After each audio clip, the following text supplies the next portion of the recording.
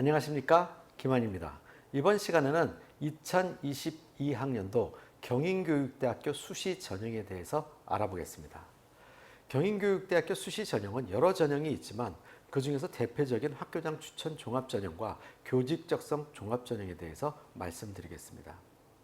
작년 같은 경우에 교직적성 종합전형이 올해보다는 77명을 더 많이 선발했지만 올해는 77명이 줄어들어서 247명을 선발하고요. 그 중에서 70명이 학교장 추천 전형으로 옮겨갔다, 이렇게 생각하시면 되겠습니다. 가장 큰 변화라고 하는 것은 첫 번째로 자기소개서가 폐지됐다는 것하고요. 두 번째는 집단 면접이 폐지됐다는 것입니다. 물론 작년 같은 경우에 집단 면접이 있었지만 코로나 상황에서 실시하지는 않았었습니다. 그러나 올해는 공식적으로 집단 면접이 폐지되고 개별 면접이 서류 전형을 보던 곳에서 재심원 면접으로 변경되면서 시간이 15분으로 늘어나게 됐습니다. 자, 이 부분에 대해서도 잠시 후에 설명을 드리도록 하고요. 우선 학교장 추천 종합전형과 교직적성 종합전형을 학생들 입장에서는 어떤 전형이 더 유리할까요? 라는 질문들을 상당히 많이 합니다. 기본적으로 학생들이 학교장 추천 전형 같은 경우에는 고등학교에서 2명 이내로 추천을 해주기 때문에 그 안에 들어야만 가능하다는 것을 먼저 생각하셔야 될 것이고요. 보통 학교장 추천 전형 같은 경우는 학업 역량을 40%를 반영하고요. 교직 적성 종합 전형은 학업 역량을 25%를 반영합니다.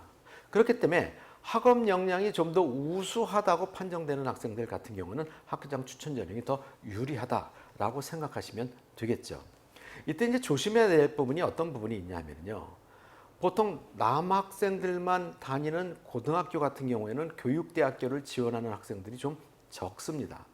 자, 그렇기 때문에 경인교육대학교 학교장 추천 전형을 고등학교에서 추천을 받을 수 있는 학생들이 쉽다는 것이죠. 성적이 좋지 않다 하더라도요. 그러면 학교에서 학교장 추천 전형을 지원하기 위해서 추천을 받았기 때문에 합격 가능성이 높겠구나라고 생각할 수 있는 착각을 할 수 있는데 이 부분은 상당히 조심해야 된다는 부분입니다. 학교에서 여러 명이 경인교육대학교를 지원하기 위해서 학교장 추천 전형을 받고자 하는 학생들이 많다면 그만큼 더 경쟁력이 치열해지는 것이고요. 그래서 우수함에도 불구하고 추천을 못 받는 경우가 있죠. 그러나 덜 우수한데도 불구하고 지원하는 학생들이 없어서 추천을 받는다 해서 반드시 합격의 가능성이 높은 것은 아니라는 것입니다. 다시 한번 말씀드렸고요.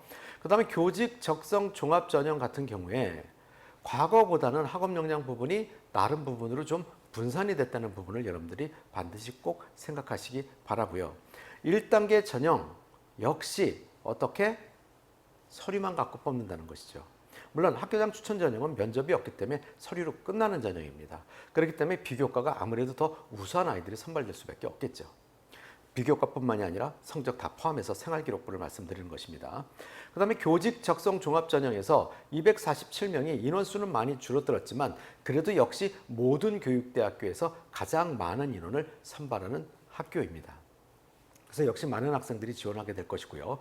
1단계 서류 전형으로 선발된 아이들이 2배수 안에서 면접을 실시하게 되는데 이 면접이 과거의 정시 면접을 보았던 형식대로 수시 면접을 진행한다는 것이 달라진 부분입니다. 그러니까 보통 경인교육대학교 정시 면접을 살펴보게 되면요. 500자에서 1000자 정도 되는 제시문을 주고 이 제시문에 관련된 면접 문제를 출제하게 되죠. 그래서 학생들은 보통 4분 내지 5분 내지 그 제시문에 대한 걸 쭉 발표를 합니다. 그 다음에 학생들 입장에서는 잘 답변한 부분에 대해서 교수님들이 꼬리 질문을 하게 되고 꼬리 질문에 대해서 끊임없는 답변을 통해서 10분 정도를 했었는데 올해는 이게 15분이 됐다는 얘기죠. 그러면 더 많은 질문을 받을 수밖에 없고 더 깊숙이 알아야지만 끝까지 답변할 수 있다는 부분에서 학생들이 생각하셔야 된다는 것이죠. 경인교육대학에서 제시문 같은 경우에는요. 보통 시대성 문제들이 많이 출제가 된다는 것입니다. 작년 같은 경우만 놓고 봐도 가장 이 시대에 심각한 문제가 코로나 상황 아닙니까? 그래서 코로나 상황에 대한 제시문이 출제가 됐고요. 거기에서 이 확산되는 코로나 상황을 확산을 막을 수 있는 대안 2가지와 그 다음에 이 부분에 대해서 고단계 거리두기를 강화해야 될 때 이 부분에 대해서 고려해야 될 사항 두 가지를 이야기해 봐라 라는 부분인데, 그냥 뻔한 답변이 아닌 자기만의 어떤 논리적인 답변이 있었다면 좋은 점수를 받을 수 있었겠죠. 아무쪼록 여러분들 좋은 결과 있으시기 바랍니다. 그 밖에 궁금하신 점은 설명회에 참석하시거나 기망 컨설팅으로 전화를 주셔서 상담을 하시면 자세한 내용을 확인하실 수 있을 것입니다. 감사합니다.